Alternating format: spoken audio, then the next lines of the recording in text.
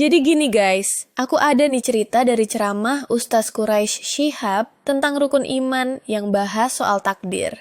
Ternyata, waktu zaman Nabi sampai Sayyidina Umar tuh, orang nggak terlalu suka ngobrolin takdir ini. Bahkan Umar marah-marah kalau orang bahas takdir secara berlebihan.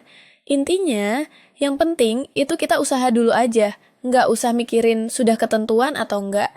Karena hasil akhir tetap di tangan Allah. Nah, ada cerita juga waktu wabah masuk ke Damaskus, Abu Ubaidah bilang, lari dari takdir itu nggak mungkin. Karena apapun yang terjadi, itu sudah kehendak Allah. Jadi, kita harus berusaha, tapi juga harus pasrah soal hasilnya. Ustadz Quraisy Shihab jelasin juga bahwa di antara sahabat Nabi nggak pernah diperdemarkan soal takdir secara rumit kayak teologi sekarang, mereka lebih sederhana berpikir. Terus, ada hadits yang bilang, Allah sudah tahu siapa yang surga dan neraka, tapi itu bukan berarti kita santai nggak usaha, karena amal kita menentukan akhir hidup kita. Nah, soal takdir ini juga pernah bikin perdebatan di zaman pemerintahan.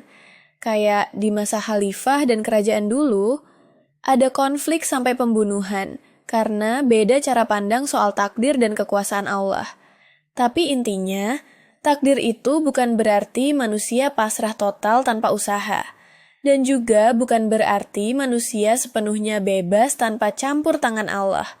Ada bagian yang Allah yang ngatur. Ada bagian yang kita yang usaha dengan kesadaran kita. Ustadz Quraisy Shihab bilang, kita harus paham bahwa Tuhan memang yang menciptakan segala sesuatu. Tapi kita juga punya keinginan dan tanggung jawab atas apa yang kita lakukan dengan sadar. Jadi, nggak boleh juga bilang semua keputusan manusia 100% dari Allah, sehingga kita nggak bertanggung jawab. Dan nggak boleh juga bilang manusia bebas total tanpa campur tangan Tuhan.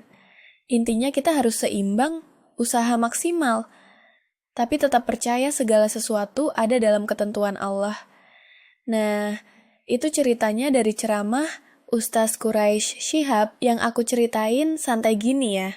Assalamualaikum warahmatullahi wabarakatuh. Jangan lupa tonton video bedah ceramah yang lain.